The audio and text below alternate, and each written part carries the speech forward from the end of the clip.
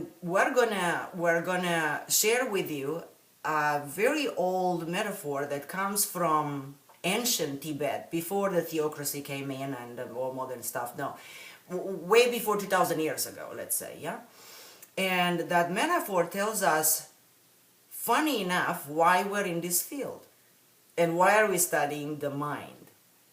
If the mind is creating reality, and it's so solid and real that it's almost like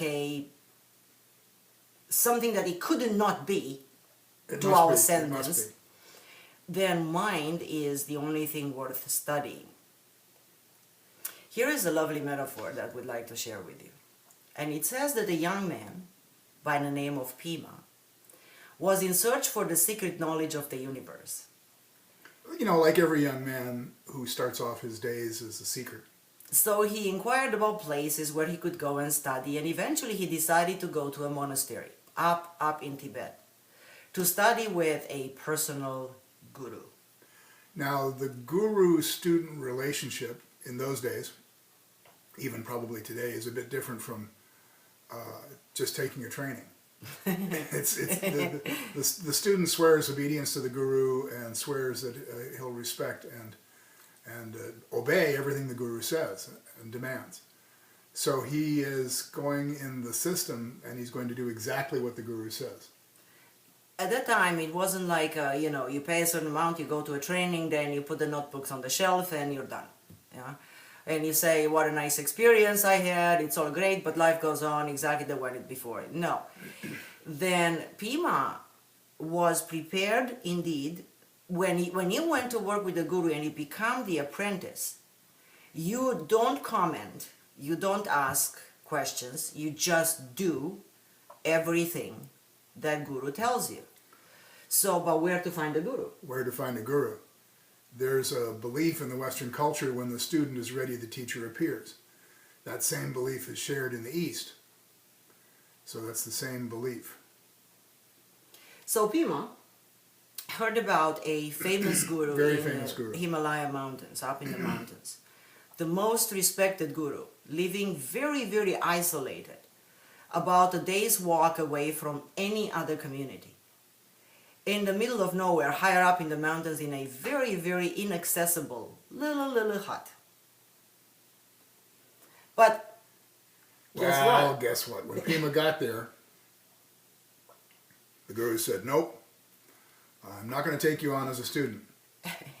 Now imagine Pima had come all the way from wherever he came from, around the world to go to Tibet, and the guru turns him down.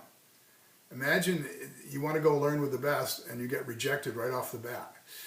Yeah, guru said... Not good. Now what would most people do? This metaphor has so many layers of meaning. If you spend a little bit of time, it's not just a lovely story, and it is a lovely story. What would most people do? But what would most people do?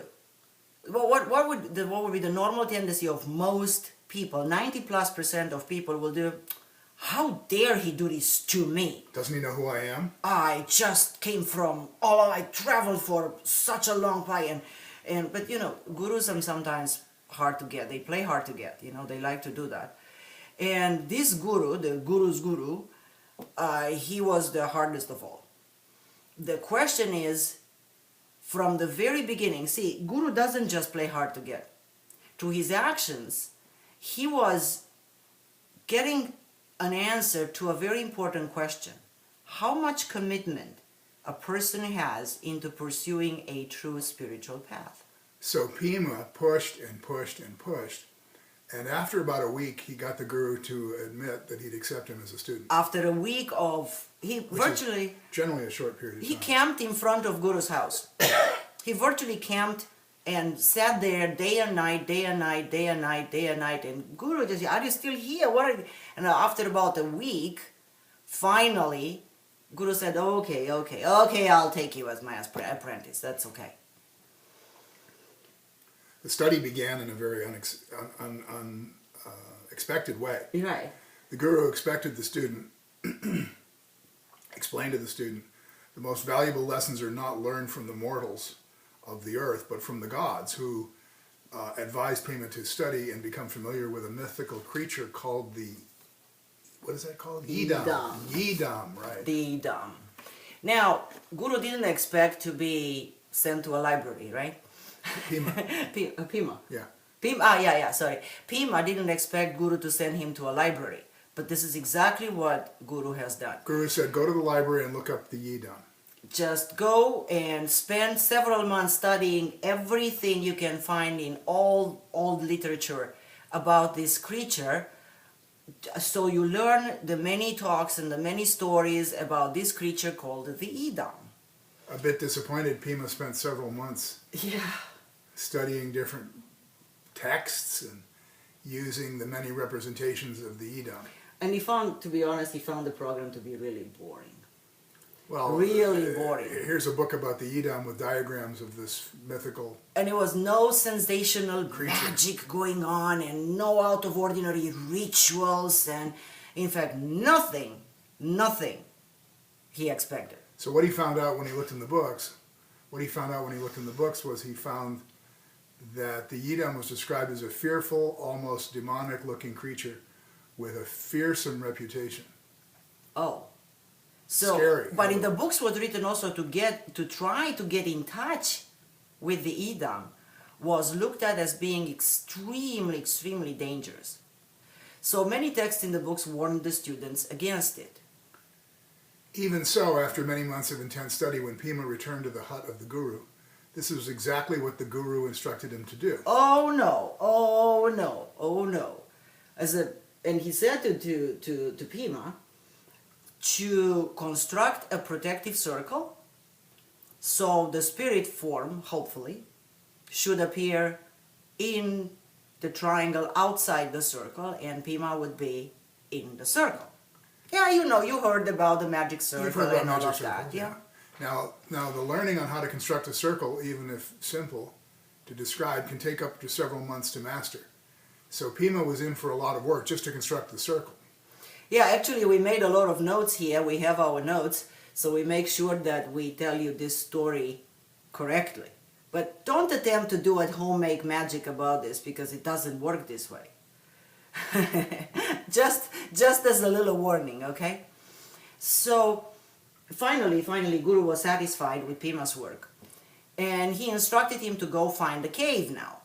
A cave in a very high altitude, undisturbed in Tibet. A cave well suited for the work with such a strange and powerful and fearsome creature as the Idam. So the cave had to be large enough for Pima to do his work.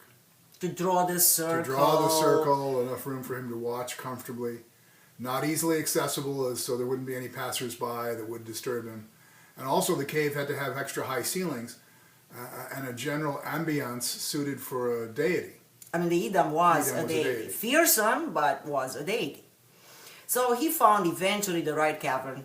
Guru climbed the mountain and inspected it. And what was amazing was the fact that he climbed without difficulty despite his age, because Guru was really old. I guess Guru knew something that other people didn't know, Anyway, he found the place. Guru, gave his blessing, said, yeah, the place is good. And so Pima was really impatient and excited, and he wanted to finish the task very quickly. So he wanted to be the best student the Guru ever had. So he had this ambition, very quickly, he made his home out of the cavern. He drew the circle and got on a daily meditation routine. Now, the instructions were for him to visualize the Idam in the circle with full detail. Here's the important part. To the smallest chunks of detail. Details of the clothing. To the wrinkles that were on the Idam's face, to the folds of the clothing, the smallest specific elements of his entire physiology. But then came the bad news. He had to remain in the cavern with his daily routine until he was able to see the Yidam as if it were physically present. Now, we all can hallucinate stuff. I can imagine things. We have imagination, right? I can imagine an apple in my hand. I can imagine my car. I can defocus and imagine my car. But it's not real. It's not here. I know it's in the garage, right? But the instruction was to remain in the cavern and meditate and visualize the Idam until he was able to see that Idam as if it were physically present. even if he was a diligent student and he worked really, really hard, and let's face it, there's not much else to do up there in the cave. Pima found out soon that the task was much harder than he had imagined. Then after a while he started to feel worn out and conflicted between the risk of starvation because he didn't have much food, not too much food around, freezing temperatures, lack of hot water, no shower, and at the same time the vow to obey his guru.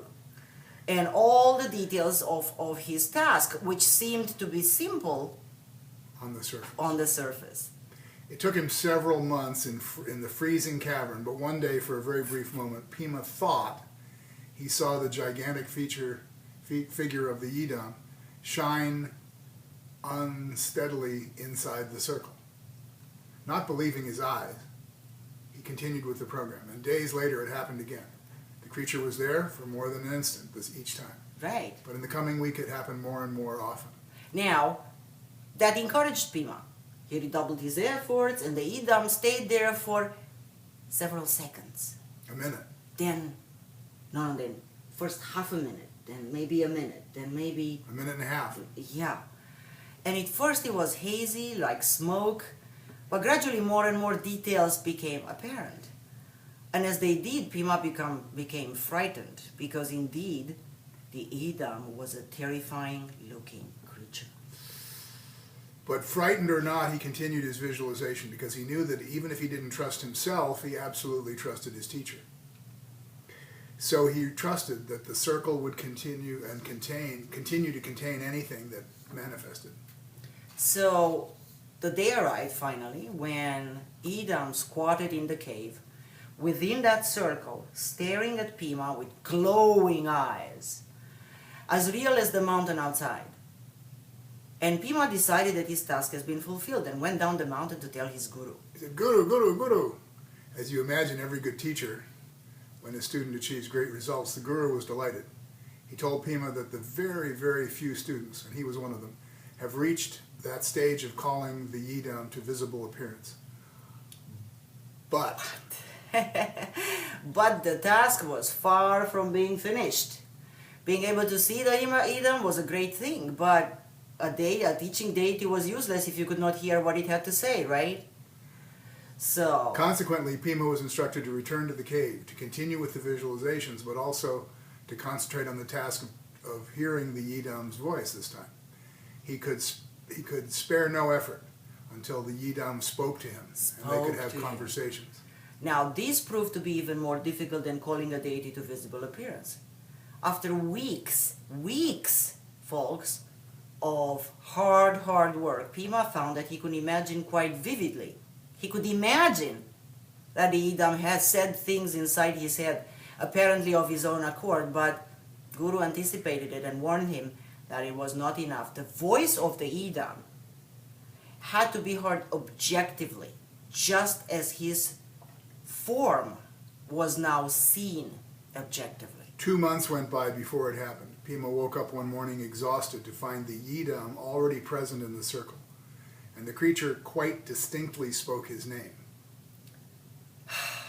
As you can imagine, Pima was extremely happy with his success, but at the same time, he knew instinctively that it would not be enough, and waited several more weeks until he reported back to his guru. By that time, the Yidam spoke regularly to him and even gave him what seemed like excellent advice on his spiritual development. Now, you would think that Guru was content with his pupil's accomplishment. The Guru was happy. But But he sent him back to the cave and said, the task is not over yet. now that Pima had a visual and an auditory representation of the Yidam, Think of it. Pima had this to is a very deep metaphor. had to folks. persuade it to come to the edge of the circle and place its hands upon Pima's head. More importantly, he had to feel Yidam's hands. In other words, he had to work to give the creature kinesthetic solidity, which he could actually then feel the Yidam's pressure of the Yidam's hands on Pima's head. Now, this proved to be the most difficult aspect of the entire process. More difficult than visual or auditory for Pima. It took him 6 months of intensive effort before he was successful in solidifying the deity to such an extent that it could actually really feel its touch. But But when it reached this But- stage, something extraordinary happened. a flow of energy entered Pima's spine. And he felt like his entire body lit up from the bottom of his spine to the top of his head. And from the moment and many hours afterwards, of course this is a description of Kundalini rising, folks, you understand, right? For many hours afterward, he felt strong and energized and powerful and safe. And he went down the mountain, and this time, The guru was waiting for him. was already waiting for him. The guru knew something had happened. The guru was outside his hut, and he knew something important had happened. Right. Pima had to do one more thing to do. He had to persuade the Yidam to leave the magic circle. To leave the magic circle now. The Idam was contained all along inside the magic circle.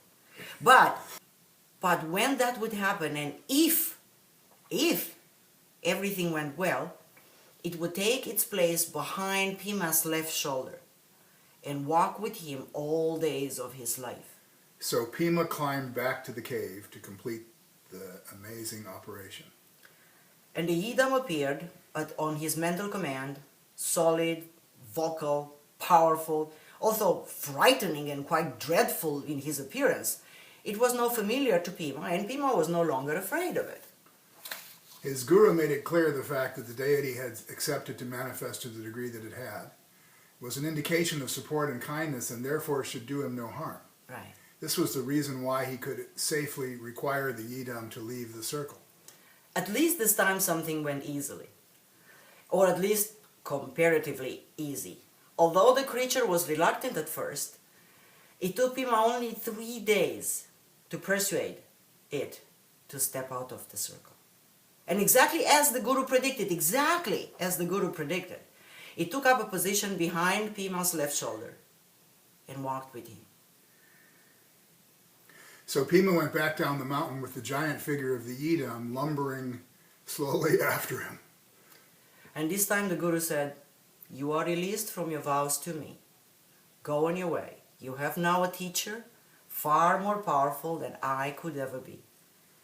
Pima left with the Yidam at his shoulder, and he, as far as for the next few weeks, he wandered around talking to the deity and receiving the wisdom of the deity's words. But then, for no good reason, doubts began to creep in. You know, those little doubts, those niggling little doubts. Now, although the Idam knew a lot of things that Pima did not and could not know, many things that Pima could not do, Pima could not let go of these doubts. This doubt that he has actually constructed the deity rather than calling it up, rather than invoking it. Eventually his doubts became so strong that he had to return to the Guru, and he said, Guru, I've got doubts. I think I've constructed the deity. The Guru was furious. He was fuming. He ordered Pima to return to the mountains in the cavern and start a program of meditation until he could absolutely let go of all the doubts. But he could not believe that the young man should be so disrespectful of a deity that has consented not only to manifest, but to talk to him and help him every day of his life. Pima did as he was ordered, although he meditated on the problem daily for several weeks. He could not, for any shape or form, resolve his doubts.